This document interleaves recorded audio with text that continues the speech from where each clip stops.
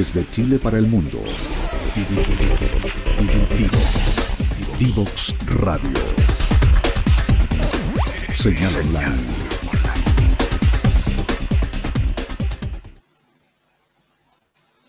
Estamos de vuelta en Frecuencia Memética junto a Dante Choque. Dante, como les contaba, es investigador asociado del Centro de Estudios Interculturales Indígenas de la Pontificia Universidad Católica. Conversábamos recién, Dante, sobre este concepto, por así decir, de este concepto aspiracional, tú decías de alguna forma un deseable, de la interculturalidad. Pero, ¿cuánto de esa conversación ves tú que a veces termina perpetuando esas diferencias? Termina como, cuando hablamos de blancos y negros y hacemos leyes para eso, lo que pasaba en Sudáfrica terminaban perpetuando el problema. Cuando hablamos de hombres y mujeres, terminamos a veces perpetuando esas diferencias. Y ese espacio de lo inter, ¿ya? Que yo creo que incluso a veces lo inter es una mala distinción, porque se supone, digamos, como un traslape que sucede entre una cosa y otra, pero no tiene esa permeabilidad que genere una nueva cosmovisión, más rica en distinciones, más rica en experiencias. ¿Cuánto ves tú que esta misma conversación nos puede ir llevando a perpetuar estas diferencias y dejar no puertos de conexión y que termine en reconocimiento del Día del Pueblo Indígena como el evento dentro del contexto que no es ese? Yo creo que si hacemos una comparación entre países, como lo han resuelto, como lo intentan resolver, a veces automáticamente emerge el ejemplo de Nueva Zelanda, como un país donde se valora las identidades indígenas y donde tampoco hay una gran burocracia o una gran normativa que busque también revelarla, ¿no? Como que está inserta, como que es normal. Y eso es lo que quizás le falta un poco a los países latinoamericanos. Vemos que hay como cierto grado de agrupar y a veces aislar. Entonces, a la gente que se identifica con una identidad indígena, lo cual las personas al final terminan ocupando muchas identidades. Y ese es otro tema. El indígena no es que como indígena tú vas y dices, yo soy indígena en todos los lugares, sino que creas tus propias estrategias para poder subsistir, para seguir sobreviviendo. Aquí imaginémosla en la época, mucho durante la discriminación no comienza ni termina como un punto, sino que se mantiene. Y a veces dicen, no, los pueblos indígenas fueron asimilados. La verdad que la asimilación continúa hasta hoy día. Y ahí creo que hay un punto que tú le das cuando hablamos de interculturalidad, como si solamente el intercambio de saberes, el respeto a ciertas cosas, o sea, ciertos elementos de la convicción, valores y principios fuese la resolución. Pero cuando hablamos de interculturalidad, nuevamente vemos que ahí existe una jerarquía. Los pueblos indígenas se tratan de relacionar con el pueblo chileno. Y como que si el pueblo chileno estuviera un poquito más arriba, y los pueblos indígenas tampoco fuesen chilenos, pero hay indígenas que les gusta tener esta cultura, esta identidad nacional también ser chilena. Entonces, sí, viene a ser muy complejo la mirada que a veces se le empieza a otorgar a la interculturalidad las sociedades cuando se presentan.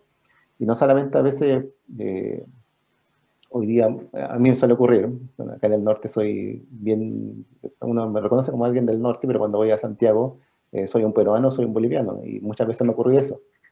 ¿Cómo, qué tal le parece Chile? Me han preguntado muchas veces. como si yo fuese automáticamente un extranjero por el color de mi piel, por la forma que hablo, por mis movimientos quizás, y me dicen, al tiro se distingue y se acopla a ciertas características, a ciertos grupos, un grupo social definido de una forma. Entonces, si nos plantamos esa mirada, parece ser todo tan extenso. Arica y Santiago están separados por más de 2.000 kilómetros, parece que estamos separados por 60.000 kilómetros, porque no nos conocemos, no logramos entendernos, y vemos gente con otras características, ¿no? Costumbres, con otra lengua quizás, y automáticamente lo empezamos a encasillar en grupos, y decimos, no, vamos a hacer un proceso intercultural, o con las personas, la vamos a involucrar, pero termina siendo lo que tú dices, démosle más dignidad a través de hablar del pueblo, del día del, no sé, Día de los Pueblos Indígenas, y cuando empieza a mirar el calendario escolar, que es una cosa muy profunda, está el Día de la Pachamama, el Día del Pueblo Indígena, el Día de la Interculturalidad, etcétera, etcétera, y empieza a ver como muchas, y hay un esquema, particularmente en la escuela, que es muy, muy diverso, pero al momento de llevarse a la práctica, termina siendo el acto dentro del patio de la escuela, y se acabó, y vemos cosas muy elementales que hasta hoy día no han cambiado. Yo tengo un hijo y cada vez que le enseñan la letra I, hablan del indio. Y ponen la figura de un indio estadounidense. Norteamericano, un Apache. Norteamericano, claro, el Claro, Apache y cosas así. Y uno claro. piensa hacer, pero indio es una persona que también viene de la India, del país India, y terminamos haciendo lo mismo. Y cuando tú lo hablas con las tías y piensas hacer algo tan perpetuo, y lo empiezan a repetir, y es súper difícil cambiarlo si no lo vemos de otra forma. Si no ponemos de nuestro conocimiento para poder decir, ¿sabes qué? Esto se ve de esta forma, y es mejor dar pie a una constante diversidad y respeto, no solamente hacia los pueblos indígenas que hoy día estamos acá. Yo imagino que muchos migrantes también tienen un background indígena, Sí, claro. y también para nosotros sigue siendo el colombiano, el venezolano, el peruano, el boliviano, pero tiene Y una... hacemos esas generalizaciones brutales a veces, así como mi novio es de Colombia, entonces, y en mucho es como, bueno, ustedes los colombianos, venezolanos, digamos, como si fueran una cosa, los bolivianos, peruanos, como si fueran una sola cosa. Y tiene que ver con nuestra relación con lo distinto, con lo diverso. Y es el riesgo que yo veo, me parecen dos riesgos aquí, como con esta conversación de la interculturalidad, digamos, cuando termina saliendo el presidente de la República, sea quien sea, digamos, no en particular el actual, disfrazado de lonco para la foto, digamos, o haciendo un pago en Atacama, digamos, como esa apropiación simbólica, que para decir, bueno, son parte de, pero en estricto, están puestos como en la efeméride, en un tema dentro de una deriva histórica que nos enseñan que es la deriva europea, ¿ya? En la cual llega todo el tema de la conquista, la colonización, y entre medio se mencionan algunos. Entonces, no existe esa real integración. Y lo que se suma a un fenómeno cultural que es bien relevante en este momento, que tiene que ver con la aparición de esta ola un poco más sensible, por así decir, que trasciende un poco la de la verdad superior única y que empieza a poner la atención sobre lo distinto, sobre lo que no hemos tenido a la vista, y empiezan a aparecer procesos de reetnificación, y empiezan a aparecer apropiaciones de etnias que ya se suponía que no estaban, y yo me empiezo a declarar porque vivo en el territorio, incluso le empiezo a inventar, porque no hay registro, la simbología que existía hacia atrás, digamos. Entonces, es un fenómeno cultural riquísimo, pero que si no está en la base educativa, va a seguir siempre siendo como los unos y los otros. Sí, los vamos a reconocer nosotros, que somos los que podemos reconocerlos, vamos a reconocer su existencia y les vamos a poner un día y les vamos a poner los cupos, pero perpetuamos ese sistema, digamos. Creo que hay un paso, y cuando se habla de particularmente hoy día, lo que nosotros hablamos de los escaños reservados para los pueblos indígenas, que para algunos es incomprendido, y cómo le van a dar a los pueblos indígenas. La discusión en un momento era, ¿están dentro de los 155 o están fuera? Y de cuál es el número de cantidad que será lo ideal. Distribuíamos de manera homogénea, distribuíamos de acuerdo a la cantidad de indígenas que están reconocidos. Se llega a una solución, al menos se llega a una solución. Y se incorporan. Se deja el pueblo afrodescendiente fuera, que es uno de los pueblos que está acá en Arica, y también en el resto del país. A veces dicen afrodescendientes, en Arica, pero hay afrodescendientes también en otros lugares de Chile. Sí. Y lamentablemente el censo de afrodescendientes se hizo solamente acá en Arica, pero están en todo Chile. Y particularmente se llega a ese punto, pero después está la pregunta de cómo se organizan. Empezamos a organizar automáticamente cómo va a ser la participación, cómo ellos van a involucrarse. Y al final cómo se lleva la voz desde de los pueblos indígenas, es decir, no solamente desde la ciudad, sino que también desde las partes rurales, desde las localidades, desde la persona que hoy día vive sin electricidad, sin agua potable y sin internet. Entonces son tres cosas que para nosotros hoy día son fundamentales, pero hay gente hoy día que está viviendo, está en esas condiciones en diferentes lugares de Chile, particularmente a veces en la frontera. No sé, pues en Bisbiri hubo un proyecto de electrificación que aún no se completa. Han pasado, en la época de Ricardo Lagos se puso la primera piedra para ese proyecto y aún no está. Entonces empezamos a decir, ya, ¿cómo conducimos esa necesidad hacia estas reivindicaciones de los pueblos indígenas a lograr avances sustanciales? Y la verdad que terminan el sistema, voy a decir el sistema porque tú sabes, como todas las cosas, se hace una evaluación social y económica de los proyectos públicos y los deja fuera. Y ahí ya comenzamos con a ampliar la brecha. Quizás hace años atrás donde no todos teníamos internet, o quizás años atrás donde no teníamos teléfono, la gente que vive en el campo y la gente que vive en la ciudad no había tanta diferencia, pero hoy día, más hoy día, vive una pandemia y toda la gente necesita tener, quizás un niño para ir a la escuela necesita internet. Sí, pero ahí ya lo hemos visto en la televisión con los casos de múltiples personas que tienen que subir al cerro para agarrar un poco de señal, y ahí empieza a generarse esta brecha, y la pregunta es que la gente que dice representar a los pueblos indígenas, ¿cómo asume esa responsabilidad? Entonces, tú lo mencionaste recién, hay una estrategia a veces de las autoridades de disfrazarse, pero el indígena también se disfraza. Si yo voy en la calle y no ando quizás con algo distintivo del pueblo aymara, no me van a decir, este es aymara, él es aymara. Entonces, la verdad que un aymara se puede vestir de diferentes formas, pero también los dirigentes a veces tienen como esa visión de que mientras más cosas indígenas se pongan, más representan al pueblo, pero la verdad es que hay diferentes representaciones, y eso es lo que a veces no se entiende.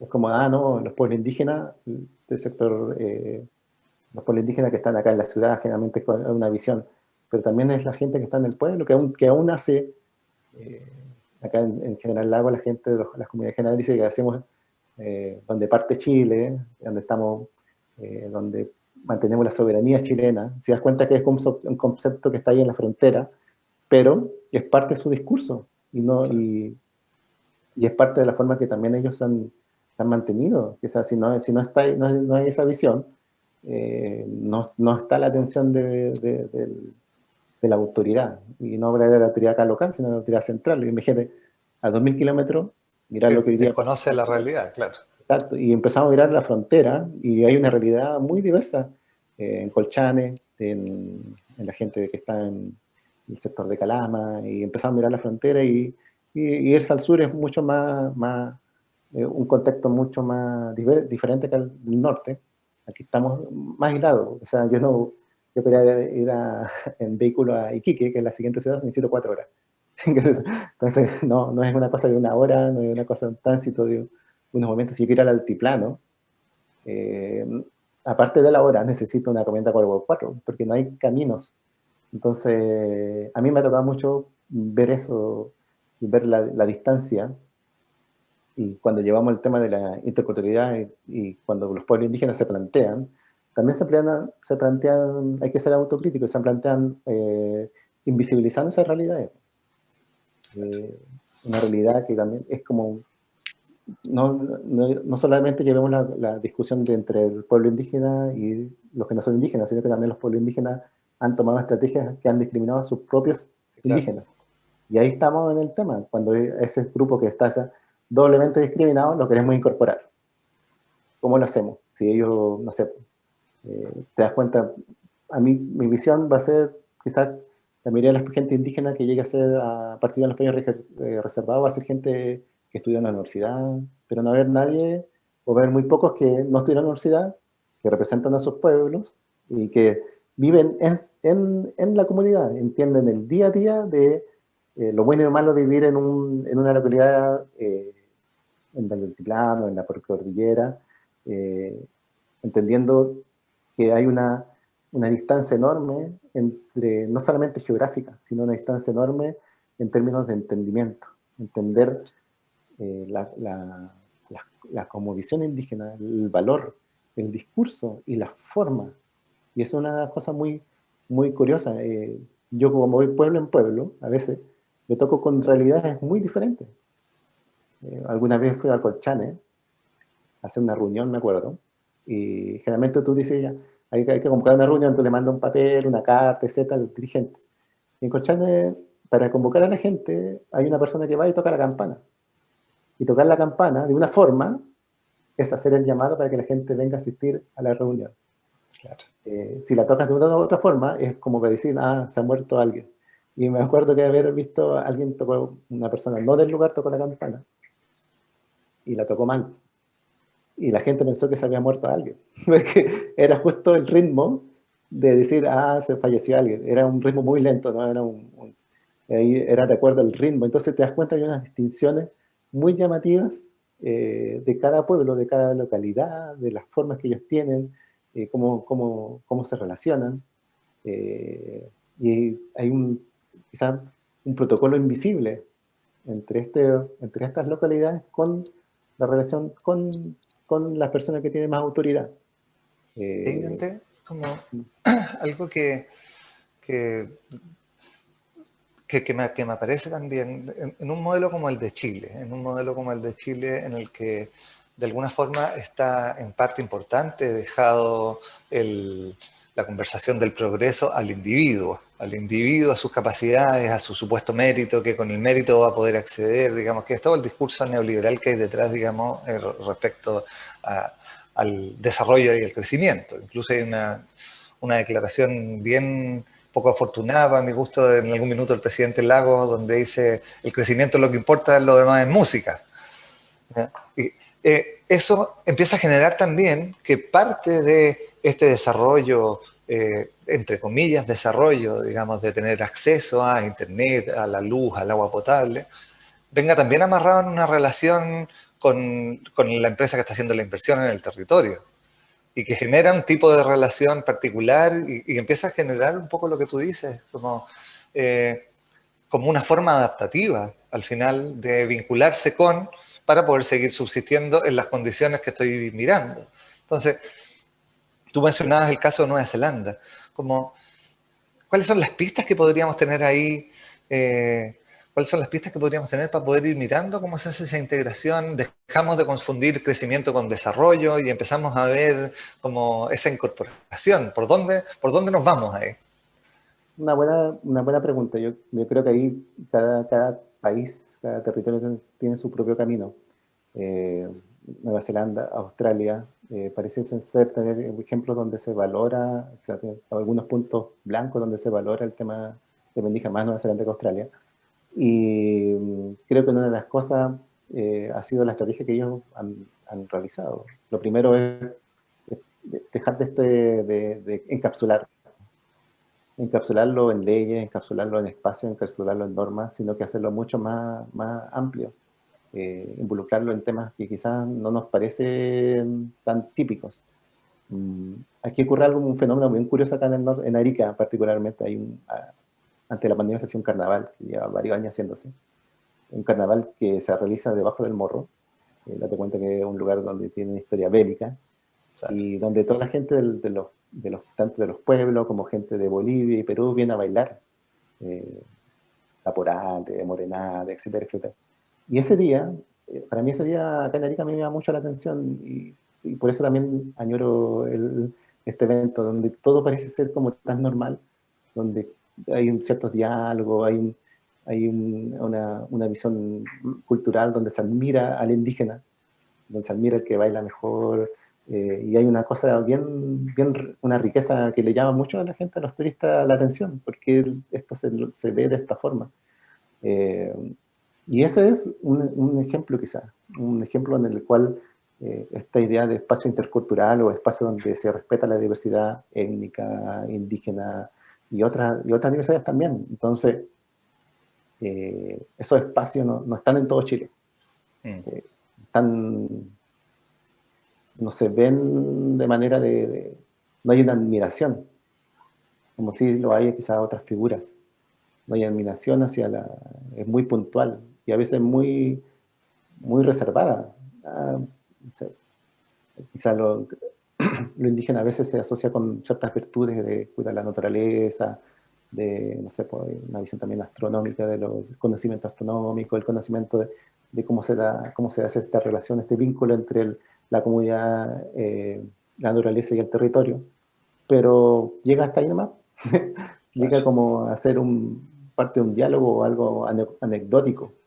Y ese es un elemento que también, y también es parte de la responsabilidad, a veces el mismo indígena lo encapsula y lo presenta encapsulado. Claro. Cuando, Que es parte de cuando sus lo tira, estrategias adaptativas a veces, digamos. claro, claro, claro. Pero a veces se observa esta estrategia y termina, como yo recién dije, discriminando indígena a mismo indígena. Claro. Entonces llegamos ahí como a otro punto. ¿Qué espacio hay? Hay varios espacios. Hay un tema de poder que hay que resolver. No sé si conoce un poco el Parlamento Sami, donde hay diferentes representantes de diferentes países, Finlandia, Noruega, en un parlamento.